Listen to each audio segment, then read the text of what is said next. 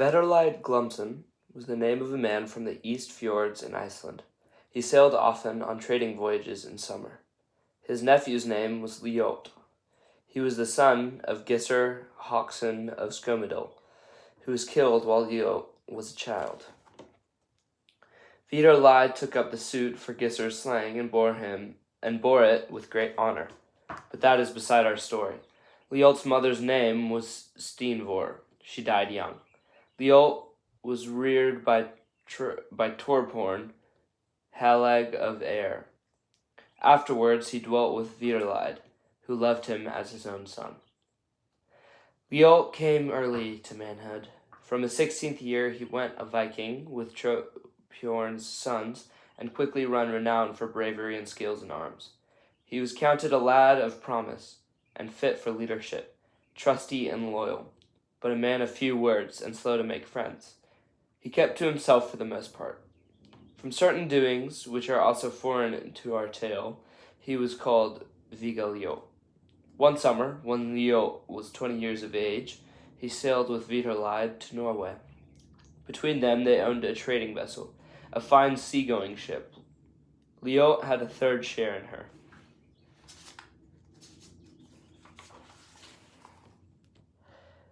Vidar had kinsfolk in Romerike, whom he purposed to visit. He had also to buy a building timber in Norway. Summer was far spent when they sailed to Folden. They rowed the vessel up through the islands, where the river Frisia falls into the fjord, for there was no wind, and it had rained all day. But now towards evening the mist cleared, and drifted up the hillsides.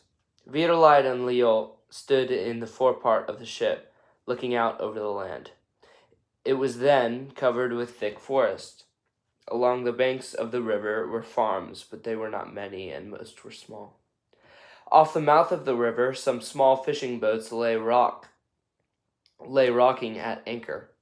The men had their eyes on the great ship, which came creeping through the mist among the islands. Vidar hailed them and asked where they were from. The fishermen, seeing them to be peaceful traders, answered that they were tenants under Gunnar of Vaden, the chief manor on the river here. Vidar asked whether the fishermen would show them the way thither that evening, and this they promised to do. Then the Icelanders rowed their ship up the river as far as she would float, and one of the fishermen went with them to Vaden. It was dark when they reached the place. They found Gunnar in his hall, sitting in the high seat. Gunnar was a big, handsome man with long gray hair and a beard which covered his whole chest. By the hearth sat two women. One of them was spinning by the light of the fire. She was not very young, and was darkly clad, but bright and fair of face. The other was but a young maiden, who sat with her hands in her lap doing nothing. Vidar went forward and greeted the master of the house, and before he had told the half of his business, Gunnar rose to his feet and bade him welcome, together with this folk, ordering the women to bring food and drink. They rose at his word, and the elder busied herself. She called to the serving women and bustled hither and thither, but the younger stood by the fire looking at the strangers. And by its light they now saw that she was very fair, tall and shapely, narrow in the waist, with a high and well-formed bosom. She had large gray eyes, and her hair reached but beyond her knees. It was yellow, thick and smooth, but not very bright, and her hands were large, but white and beringed. She wore a garment of rust-red wool, richly embroidered and bedight. Her hair was bound with a fillet of gold, and she had many rings and jewels, more than women are wont to wear in daily life. The other woman now came in with a great horn of mead, which she placed in the hands of the younger, saying, "It is your part, Vigdis, to bid welcome to the house." She who was called Vigdis then took the horn and passed along the benches, offering it first to Vidar and after him to all the men. And the last she saw was Liot, for at first Liot had seated himself at the end of the bench nearest the door. But then he had gone forward to the fire, being wet. And he held his cloak about him with one hand, but his black hair came down over his brow. So Vigdis saw little of his face but the eyes, which were dark blue and deep set. When the maiden handed him the horn, he dropped his cloak, and as he drank, he looked at her over the brim of the vessel. It seemed that she liked not his staring, for she said not a word, but took the horn which he gave her, turned away, and went to the raised bench where she sat down.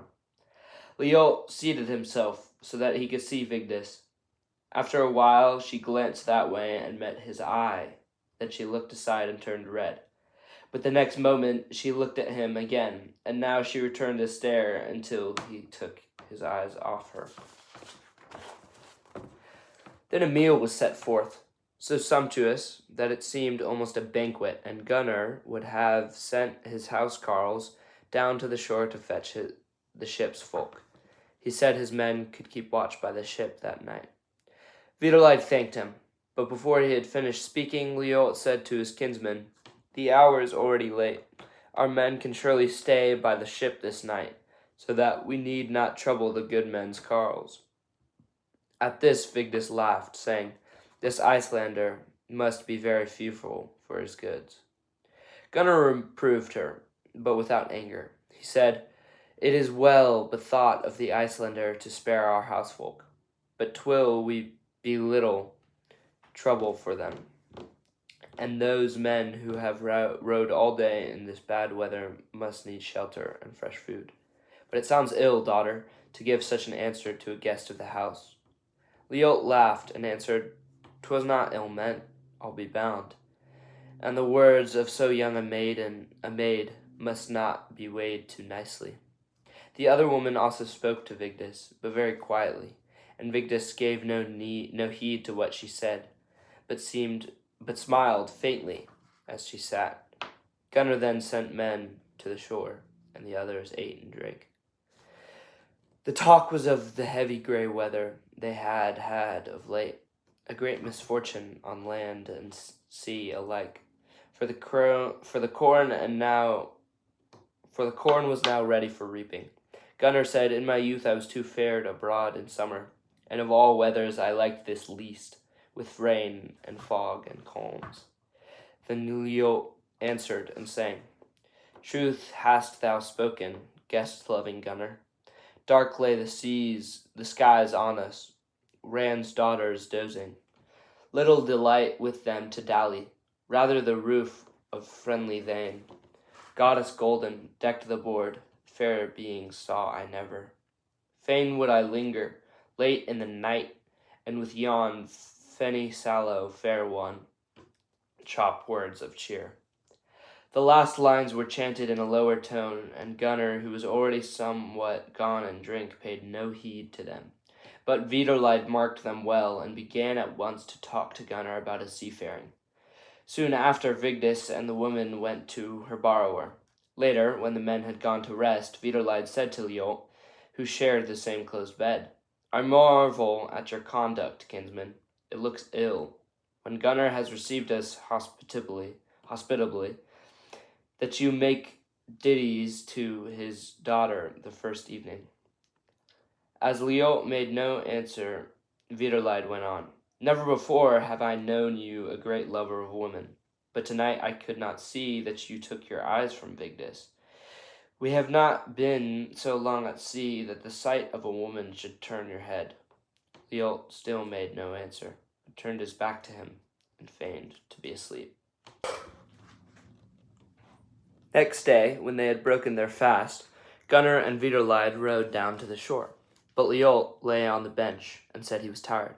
He stood up nevertheless, as soon as the others were gone, for he had in mind to seek out Vigdis and talk with her. Liot was still clad in his traveling dress, for his clothes lay in the ship. He wore a long dark hooded cloak, fastened at the breast with a costly gilt clasp. Under his cloak he had a black tunic, embroidered in every seam with silver and blue, for Liot was very fond of show. For this reason he wore good rings on hands and arms, and he was well worthy to be seen. He was tall of stature, broad-shouldered, narrow in the waist as a woman, with shapely limbs. His features were handsome and delicate, only he was dark of hue, with large and prominent pale lips. He had blue eyes and long, dark brown hair tied with a band of silk. The day was fine and sunny, and when Liot came out into the yard, he saw Vigdis walking in the meadow north of the houses. He went quickly after her and came up with her at the edge of the wood. There he greeted her and asked if she had any errand. Vigdis answered that she had no errand but to walk in the woods and eat berries. Then will I go with you, said Liot. It is unsafe for you to walk alone. I have heard the bear haunts these thickets. I might have brought my body servant if I had been afraid, answered Vigdis. And in any case I am not unarmed. With that she showed him a great knife she carried in her belt. The handle was bound with coils of gilt wire, and the blade was scored with runes. Liot took it in his hand, looked at it, and said, That is a strange knife, and it is surely very old. Where did you get it? It has always been in my family, said Vigdis.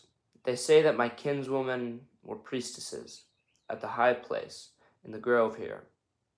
But that is a long time ago. No one knows much about it. Our thralls offer cocks and sheep here, but my father believes in nothing but his own power and strength, nor had my grandfather any other faith, as I have heard. 'Tis the same with me, said Liot, laughing. Though for that matter, I was once baptized a Christian. That is a strange faith, replied Vigdis. He can surely be of little help, the white Christ, for I have been told he could not free himself, but was slain by his enemies in Blauland. I know not what to make of it, said Liot, and I scarcely think he can do much. But it so chanced that there was a clean-lived man south in Denmark who helped me and healed an ugly and putrid wound I had got in the leg. He would take no other reward, and so I let him baptize me rather than offend him. You must have traveled far afield, said Vigdis. But how was it you did not ride with your kinsmen to see your goods brought ashore from the ship? You must have something on board which you have won. Why else do they call you Viga Liot? Oh, I dare say I have won something, and good enough it is, he said. But I have always thought that what I meant to win was better still. I can well believe it, answered Vigdis. They say the Icelanders are greedy for goods and lavish of words. Liot said, I never heard of any man who takes no care of his goods, but you are the first who called me niggard.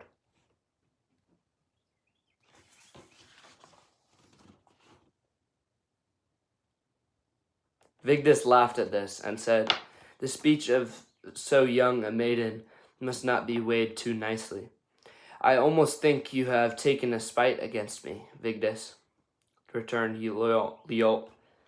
You gave me no kindly look when we met just now. 'Tis not our custom either in these parts, she replied, to let our eyes dwell too much upon strangers. Liot laughed as he answered, I cannot think that if you bind your hair with gold, Vigdis, it is that you may hide behind your woman thralls. Why should I not wear gold if my father gives it to me? Said Vigdis. And now they had reached the high place. It was in a clearing, and the forest was thick on all sides. About the mound stones had been set up in a ring, and in the middle was the stone of sacrifice. But many of the stones had fallen, and over the whole place grew saplings of oak and birch and rowan. Among the rocks were many tall tufts of red flowers, and some of them had gone to seed so that their white down was carried on the wind. It settled on their clothes and hair, and Vigdis shook it out as they walked. Liot said to Vigdis as they were eating berries, My uncle thinks of asking Gunnar to give us board here, while we look about for timber. But perhaps you would rather see us depart as quickly as we came, for I believe you like us not. My father must decide for himself what folk he takes into the house, answered Vigdis. It has never been his custom to ask me. but he lets me be mistress of my own doings. So I had thought, said Leo with a laugh. I take you to be a headstrong and stubborn maid. So they say, she answered, and you seem to be, to me, a bold and forward youth. Such is my repute, said Leo. But may we say now that you and I are not enemies? We do not look to be so, replied Vigdis. And then they seated themselves on a stone and ate fern roots which Vigdis had dug up. But when they stood up, Vigdis forgot her priestess's knife. Leo picked it up unseen by her and hid it in his bosom. After that, they went home, jesting together, and were good friends. Viderlide bought timber of Gunnar. Gunnar refused to take payment for the Icelanders' board, but bade them stay as long as they pleased. And when Viderlide spoke of going on, Gunnar declared that there was no need to hurry. Leo thought the same in his own mind, and he sought converse with Vigdis as often as he could. Viderlide spoke to him of this one day when they were alone, and Leo then uttered what was on his mind. I have a great wish to take Vigdis to wife. I have not found any with whom I should like better to live. She is fairer than most women I have seen, large-minded and witty of tongue, and a richer bride I could scarcely find, since she is Gunnar's only child, and I believe that Gunnar likes me. There may yet be a doubt whether he would care for the bargain, said Viderlide, if you would take her so far from home. But if it be true that Vigdis has set her heart on you, that, I think, will weigh most. For the maiden will certainly decide her marriage for herself, and no doubt you know how she is disposed towards you, for you have been much in her company. At this Leo grew thoughtful and said after a while, Women's mind is not easy to unriddle. I have often thought she likes me well, but she is quick to take offense, and sweet speech may cover guile. I little think there is guile in Vigdis, replied Viderlide, but the maid is young, and maybe she is unwilling to subject herself to a husband, for she seems to be very self-willed. My advice is that you pursue this matter gently, and with becoming slowness. We will now journey northward and visit your kinsfolk, and when we come back, it will be seen in what mind she is and whether she has missed you. I will not go from here, said Leo, until I know what is to be the upshot of this business.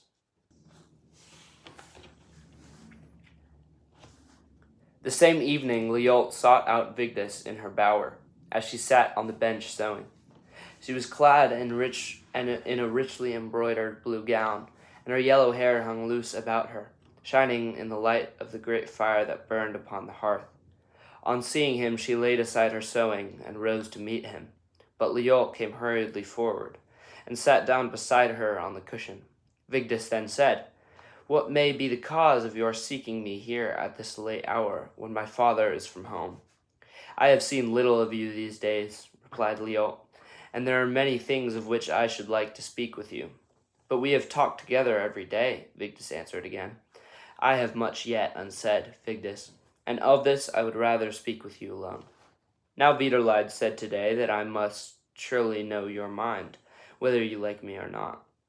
Many times I have thought that you showed a liking for me, but at other times your words were so strange and your anger was so quickly kindled that it almost seemed you bore me a secret spite. Why should I bear a spite against you? Said Vigdis, and now she sat for a while in silence without looking at Leo. Then she spoke again. Strange that you should say this to me, for I have often thought, as we sat together, that you were of hasty temper, and many a time I could not tell why we quarreled, or whether you mocked me. I have passed all my days here in the forest, and few folk come this way, but you have traveled far abroad and seen many things. 'Tis not untrue that I was often angry with you. I have no skill in talking with women, said Leo still slowly, but I have met none whose company I preferred to yours, nor any other with whom I would care to live. To this Vigdis made no answer, and he went on quickly. If you agree, I will sue for you with Gunnar and take you to wife. Still Vigdis said nothing. But Liot put his hands around her neck and kissed her on the lips. And as the maid did not move, he drew her closer and took her on his knees. Then she burst into tears, freed herself, and went to the hearth. There she sat on a stool, and all her hair had fallen about her like a veil, upon which the fire shone. Liot thought no man had seen a fairer sight. He followed her, and stood with his hand on the pole of the smoke vent, looking at her, and he said, "All it is I should make you weep, my fair one. Ill it is that I should make you weep, my fair one. But now let me have your answer." "Give me a little time," Vigdis begged. "Go up country to your kinsman, as was your purpose, and when you return to your ship lying here, I will give you my answer. I almost think I would have it as you desire, but that it would take me a great way from my father, and he would be left alone. Moreover, it seems to me that this has come very suddenly." "Not so suddenly as you think," said Liot. "I have been here 3 weeks already. I know not what powers there be that rule the fates of men, but that Norns have woven ours closely together. And this I have known ever since the day we talked at the high place." "Now I see by your face that you are angry already," said Vigdis. "I am young, and it is early yet for me to think of wedding." At this, Liot turned to go. "I dare say we are old enough, but I see now that you do not know your own mind." Vigdis rose and came after him, saying, "Yet wait a little while I ask you. I would rather your suit were not in vain. But as yet it seems I know you but little, and you would take me far from all that is mine." And now she put her arms around his neck and kissed him. But after that she pushed him out of the door and bade him go.